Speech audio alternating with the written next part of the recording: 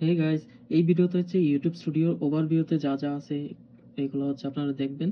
তো কিভাবে কি খুঁজে বের করবেন ওভারভিউ সম্পর্কে কারো যদি ধারণা খুব না থাকে এটা আসলে কোনটা থেকে কি সেটা নিয়ে কথা বলবো। তো ওভারভিউতে যখন ইউটিউব স্টুডিওতে চলে আসি, আসার পরে হচ্ছে এই ইন্টারফেসটা কিন্তু এরকম থাকে। এই যে ড্যাশবোর্ড, এই ড্যাশবোর্ডে থাকে ঠিক এরকম ইন্টারফেস থাকে। তখন আমরা যদি ভিউজ বা হচ্ছে ওয়াচ টাইমে ক্লিক করি এই অপশনে চলে আসে ওভারভিউ। তো প্রথমে হচ্ছে ভিউজ, আমার হচ্ছে এই ভিউজটা হচ্ছে লাস্ট 28 দিনের ভিউ আর কি।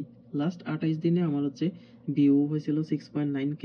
এটা থেকে ওয়াচ টাইম আসছে 111 ঘন্টা, সাবস্ক্রাইব আসছে 2টা, কিন্তু আর্ন হয় নাই 1 টাকাও, কারণ এটা মনিটাইজেশন নাই। তো যাদের মনিটাইজেশন নাই তাদের কিন্তু এই আর্ন অপশন আসবে না। আমার কেন আসছে? কারণ আমার অলরেডি মনিটাইজেশন ছিল চ্যানেলটা, কিন্তু কোনো একটা কারণে হচ্ছে মনিটাইজেশন চলে গেছে, এই জন্য হচ্ছে এই ডলার সাইনটা আছে। তো যাদের মনিটাইজেশন নাই তাদের কিন্তু এটা থাকে না। তো নিচে যদি চলে আসি, ডিসেম্বর রিকেপের মানে ডিসেম্বর মাসের হচ্ছে আমার ফুল কন্টেন্ট রিভিউগুলো এইভাবে দেখতে পারেন, আপনি কোনটা কিভাবে গেছে এগুলো দেখবেন এখানে। আর হচ্ছে এই জায়গায় সবগুলো আছে, যেমন টপ টিপস ফর থাম্বনেইলস, চ্যানেলের হচ্ছে থাম্বনেইলস গুলো সম্পর্কে।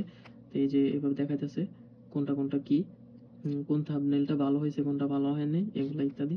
তো আমার টপিক হচ্ছে জাস্ট হচ্ছে আপনাকে দেখানো যে হচ্ছে কোনটা কি।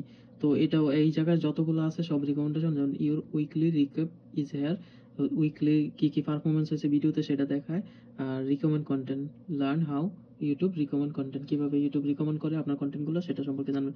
কিন্তু এটা হচ্ছে দরকার নেই আপনার হচ্ছে যেমন।